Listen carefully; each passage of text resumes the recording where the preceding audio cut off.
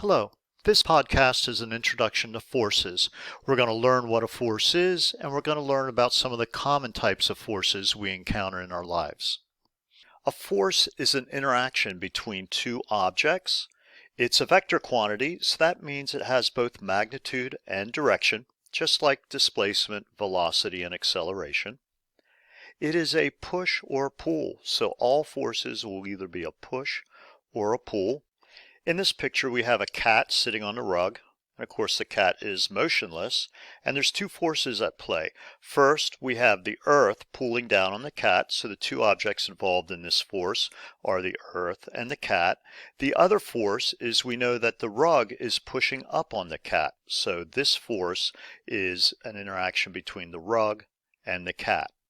Here we have a skydiver, and we've got two forces acting in this picture. The first one is the force of gravity pulling down on the skydiver, and that's an interaction between the Earth, because it's the Earth's gravity, and the other object is the skydiver. There's also a force acting to slow down the skydiver, and that is the interaction between the air and the parachute, and the air is pushing up on the parachute. There are many forces, but we're going to study or talk about some of the more common ones, especially the ones we'll encounter in this course. First, under the column of perpendicular, we have a normal force, and this is a push force between two solid surfaces, such as you're sitting in your chair, and so the chair is pushing up on you.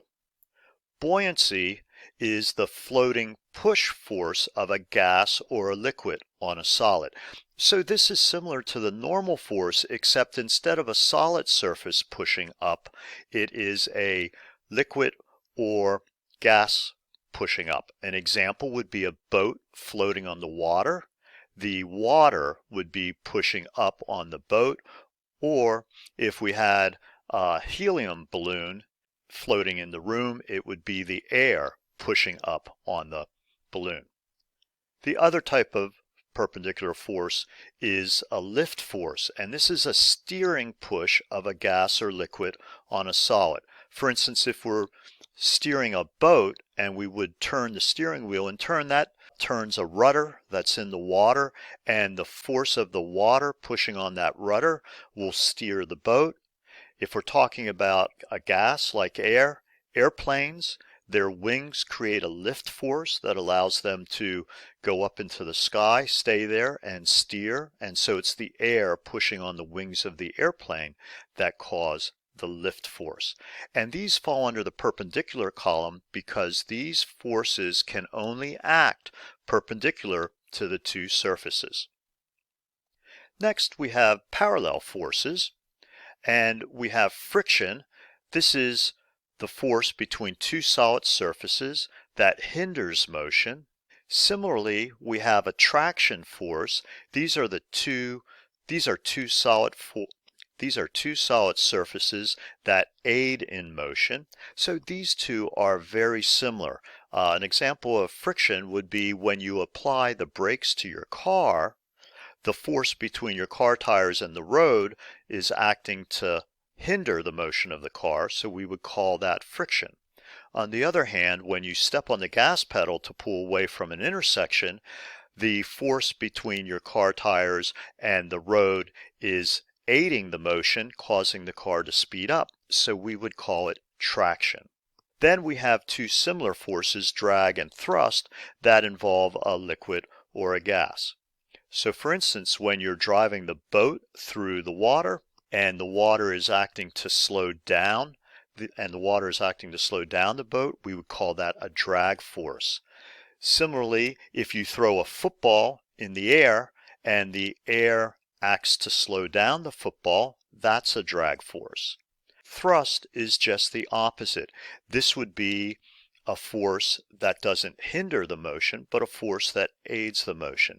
For example, with boats, you have an engine that turns the propeller, and the water pushes on the propeller to make the boat speed up. And this would be the case of a thrust force, or liquid. In terms of another thrust force, if you have jet engines on an airplane or rocket engines on a spaceship, the gases exhausting out of the jet engine or the rocket engine are pushing the plane or rocket forward, causing it to speed up and aid motion. So again, drag force hinders motion, and it's a liquid or gas hindering the motion of an object. Thrust aids the motion of an object, and it's the liquid or gas that is aiding in the motion. These are under the parallel column because in these instances the force acts parallel to the two surfaces. And finally, we have three miscellaneous forces. That means that they can be parallel, they can be perpendicular, or they can be anywhere in between. And we have gravity, and this is a non-contact pull force between two objects with mass. By non-contact, we mean that the objects don't have to be touching each other. For instance, we know gravity is non-contact because if you throw a ball up in the air, the ball is not in contact with the earth, yet it's the earth's gravity that is acting on it. And one important thing about gravity, gravity always acts to pull an object to the center of the earth.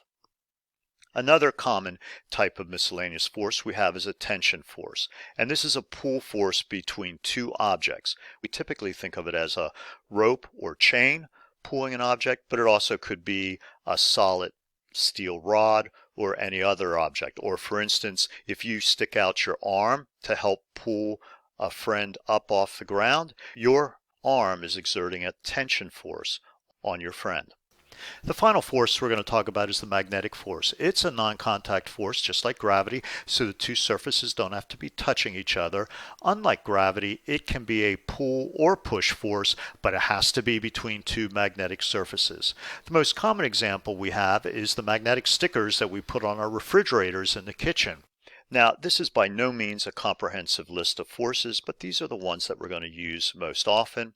Lastly, I just want to point out, you'll notice that there's an underline under some of the beginning letters, and that's because you can abbreviate these forces using those symbols. For instance, if you want to abbreviate the force of gravity, instead of writing force subscript gravity, you can write force subscript g.